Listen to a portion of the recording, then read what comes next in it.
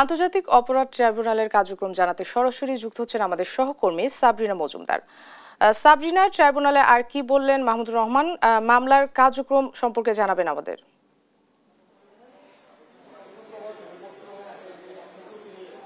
মনি, আন্তর্জাতিক অপরাধ ট্রাইব্যুনালে আজকে শেখ হাসিনা, সাবেক স্বরাষ্ট্রমন্ত্রী আসাদুজ্জামান খান কামাল, সাবেক আইজিপি চৌধুরী আব্দুল আল মামুনের বিরুদ্ধে কিন্তু ইতিমধ্যে সাক্ষ্য গ্রহণ চলছে এবং 46 জনের আজকে 46 জন হয়ে যে সাক্ষ্য দিতে এসেছেন তিনি হচ্ছেন আমার দেশ পত্রিকার সম্পাদক মাহমুদুর রহমান এবং তিনি একই সাথে সাংবাদিকও।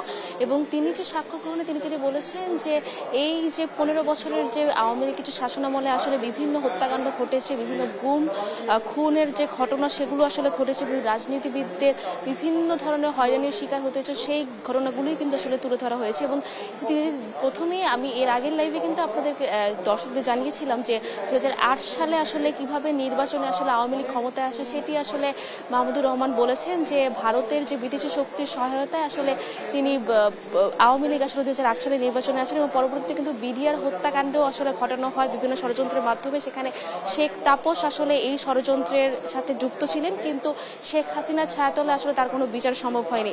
পরবর্তীতে আসলে এই সবগুলোর পরে আসলে বলেছেন যে